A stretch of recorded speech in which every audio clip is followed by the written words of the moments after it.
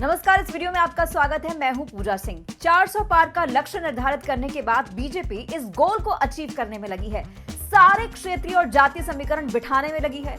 बड़ी तादाद में इन हो रहे हैं और कुछ आउट भी हो रहे हैं। आउट होने वालों में उनकी संख्या ज्यादा है जिनके टिकट कटने की बात चल रही है और ये सिलसिला शुरू हुआ था गौतम गंभीर के साथ। अब लेटेस्ट नाम है बीजेपी को बाय बाय करने वालों में हरियाणा के बड़े जाट नेता चौधरी बीरेंद्र सिंह का। पहले किसान जाट नेता और देश के प्रधानमंत्री रह चुके चौधरी चरण सिंह को भारत रत्न की घोषणा करके फिर राष्ट्रीय लोक दल के नेता जयंत चौधरी को गठबंधन में शामिल कर बीजेपी ने जाट बेल्ट में एक बड़ा सियासी संदेश देने की कोशिश की थी।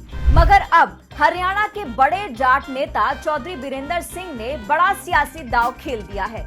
रविवार को चुनाव समिति की बैठक से ठीक पहले उनके बेटे ने भाजपा को अलविदा कह दिया।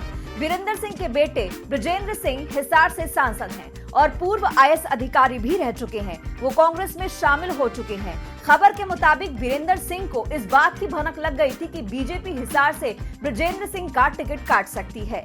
टिकट का ऐलान होने से पहले ही उन्होंने पार्टी को अलविदा कह दिया। हिसार की इस लोकसभा सीट पर कुलदीप बिश्नोई और कैप्टन अभिमन्यु की नजर पहले से ही थी।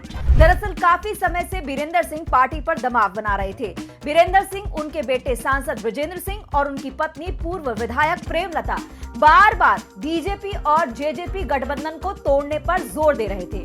अपनी पत्नी को बीजेपी का टिकट दिलाने के लिए वीरेंद्र सिंह भाजपा पर दबाव बना रहे थे। वीरेंद्र सिंह का मुख्य गढ़ उचाना कला विधानसभा क्षेत्र है। यहाँ से उप मुख्यमंत्री दुष्यंत चौटाला विधायक हैं। बीजेपी और जेजेपी का इस समय प्रदेश में गठबंधन है, क्योंकि अगर गठबंधन में विधानसभा चुनाव हुए तो उचाना कला से उप मुख्यमंत्री दुष्यंत चौटाला ही चुनाव लड़ेंगे और प्रेमलता को बीजेपी का टिकट नहीं मिल सकता। वैसे भी अभी लोकसभा चुनाव में बीजेपी ने जेजेपी के साथ कोई सीट शेयर नहीं की है, यानी बीजेपी हरियाणा में 10 सीटों पर अकेले चुनाव लड़ रही है। तो बीरेंद्र सिंह को कौन सी जल्दी थी? विधानसभा चुनाव आते आते तक शायद बीजेपी और जेजेपी के बीच में अलायंस कोई नया ही मोड़ ले लेता। खैर, बीजेपी ने इस प्रेशर पॉलिटिक्स को साइडलाइन ही कर दिया और ब्रजेंद्र सिंह भी दूसरी साइड लपकने में बिल्कुल देर नहीं लगाते नजर आए। कांग्रेस अध्यक्ष खड़गे की मौजूदगी में कांग्रेस का दामन थाम लिया। एक झटका बीजेपी को चंडीगढ़ में भी लगा है। कुछ दिन पहले चंडीगढ़ में मेयर के चुनाव में बहुत ही नाटकीय घटनाक्रम देखने को मिला था। चुनाव के बाद आम आदमी पार्टी के 3 पार्षद बीजेपी में शामिल हो गए थे।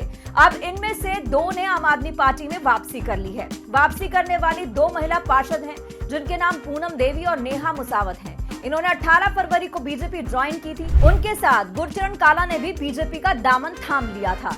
लेकिन अब 1 महीने का वक्त भी नहीं हुआ, इनमें से 2 ने घर वापसी कर ली है। अब पंजाब में बीजेपी की स्थिति की बात करें तो पंजाब में बीजेपी और अकाली दल के बीच लोकसभा चुनाव को लेकर अलायंस की बातचीत अभी तक किसी भी सिरे तक नहीं पहुंच पाई है।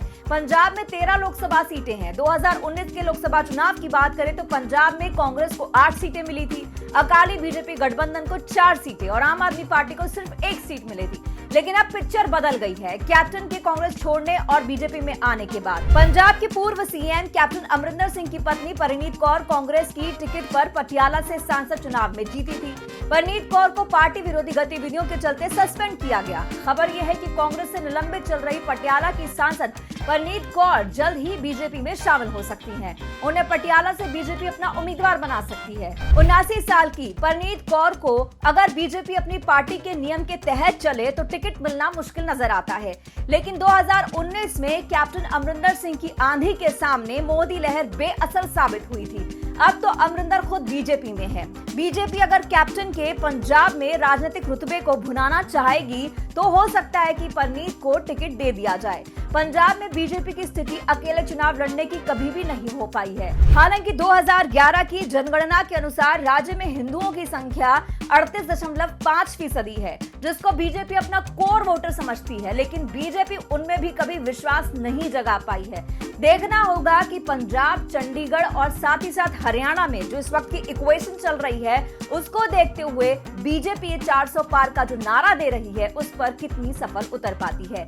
इस वीडियो में फिलहाल इतना ही, लेकिन आपकी जो भी सजेशंस हो, जो भी आपकी राय हो, कमेंट बॉक्स में जरूर बताइएगा।